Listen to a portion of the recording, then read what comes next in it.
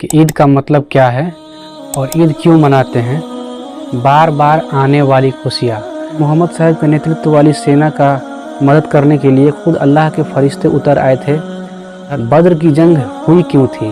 अब हिंदू कैलेंडर को विक्रमी संवत के नाम हिंदू मजहब में जानते हैं हम लोग भगवान के दूत, वैसे ही मुस्लिम में अल्लाह के फरिश्ते होते हैं। तो इस्लामिक कैलेंडर का स्थापना जो है ठीक वैसे ही ईसाई में ग्रेगोरियन कैलेंडर है। जय हिंद दोस्तों, स्वागत है आप सभी का आज के इस एपिसोड में। दोस्तों आज के इस एपिसोड में हम लोग जिक्र करने वाले हैं कि ईद का मतलब क्या है और ईद क्यों मनाते हैं और इसके थोड़े से इतिहास के बारे में हम लोग जानने वाले हैं। तो इस वीडियो में अंत तक बने रहे यदि आप लोग जानना चाहते हैं ईद के बारे में। तो चलिए दोस्तों वीडियो को स्टार्ट करते हैं। दोस्तों ईद का अर्थ होता है बार बार आने वाली खुशियाँ या फिर बार बार मनाई जाने वाली खुशियाँ। जैसा कि आप सभी को पता होगा, ईद के दिन जो मुसलमान हैं ईदगाह या मस्जिद में जा कर के नमाज अदा करते हैं। उसके बाद एक दूसरे से गले मिलते हैं और ज़कात, जिसका अर्थ होता है दान, उसे फितरा भी कहते हैं इस्लाम में, तो दान करते हैं मुसलमान लोग गरीबों को। और उसके बाद घर आते हैं और एक दूसरे के साथ एक दूसरे के घर जा कर के सेवैया खाते हैं, इसलिए इसे मीठी ईद के नाम से भी जाना जाता है।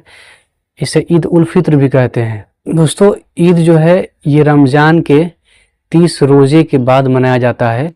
रमज़ान में 30 रोज़ा रखा जाता है। रोज़ा का मतलब उपवास होता है, फास्टिंग होता है, ठीक है।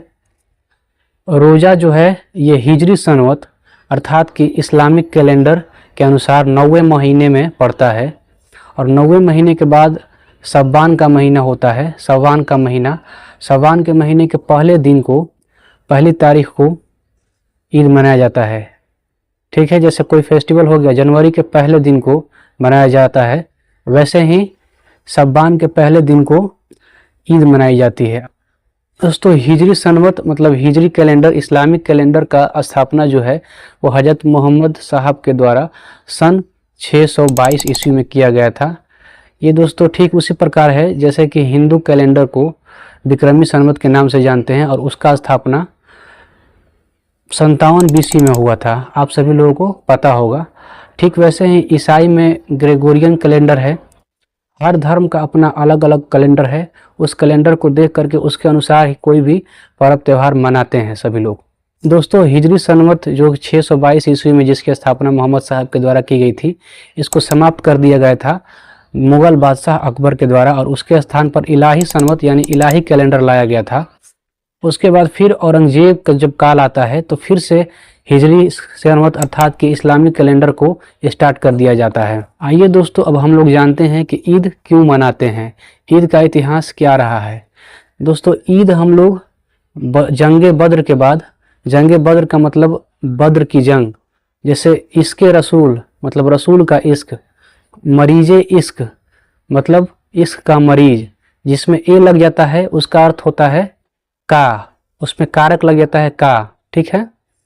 जैसे चांद मुबारक, चांद, चांद मुबारक, दीदारे चांद, चांद का दीदार, आप लोग इसको ऐसे समझ सकते हैं। वैसे ही जंगे बद्र मतलब बद्र की जंग जब हुई थी तो उसमें मोहम्मद साहब के नेतृत्व वाली सेना थी और अबू जहल के नेतृत्व वाली कुरैशी सेना थी। एक कुरैशी नामक कबीला था मक्का में, कुरैशी अबू जहल थे, उनके नेतृत्व वाली सेना के बीच में युद्ध हुआ था और इस युद्ध में अबू जहल के नेतृत्व वाली सेना हार गई थी और इसमें अबू जहल की मृत्यु भी हो चुकी थी, मृत्यु हो गई थी।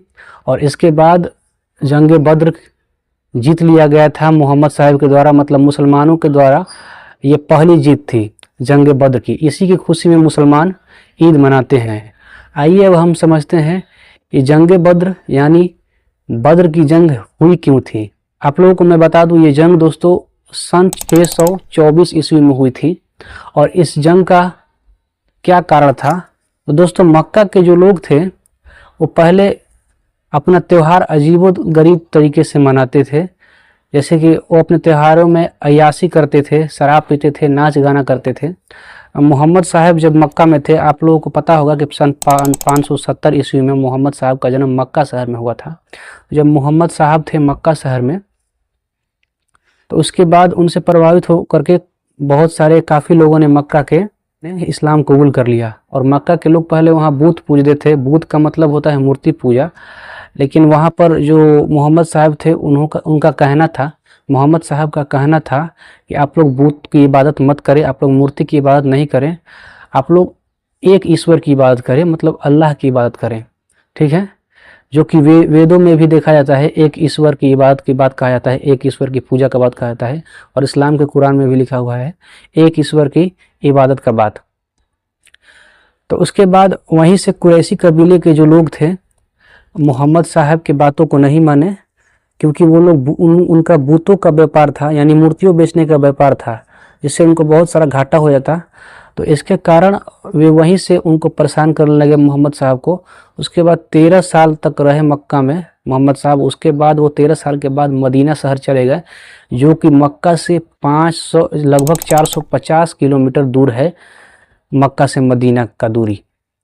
तो वहाँ पर मोहम्मद साहब के साथ कुछ अनुयायी भी चले गए, उनके साथी भी चले गए, ताकि वो लोग वहाँ पर सुकून की ज़िंदगी जी सके।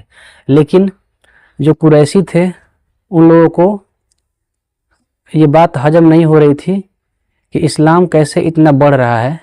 तो वो लोग मदीना जा कर के ग्रुप बना के और बार बार मोहम्मद साहब के साथियों को परेशान करते थे, उन्हें पीटते थे, उन्हें छेड़ते थे, जिसके कारण ये जंग हुई, बद्र की जंग।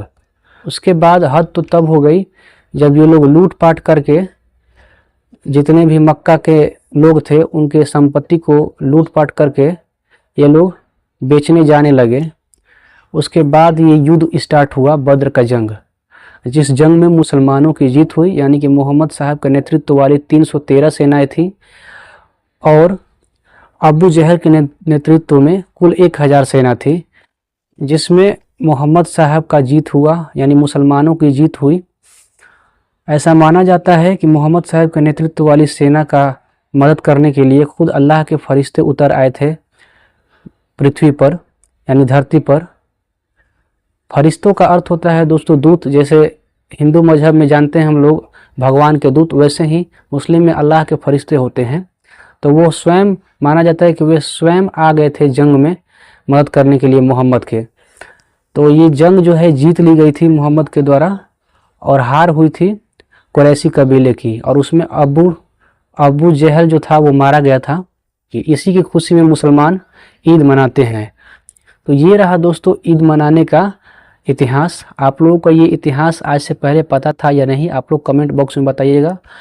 और इस वीडियो को लाइक और शेयर कर दीजिएगा जिन लोगों को ये इसका इतिहास नहीं पता होगा। ठीक है दोस्तों, आज के इस वीडियो में इतना ही।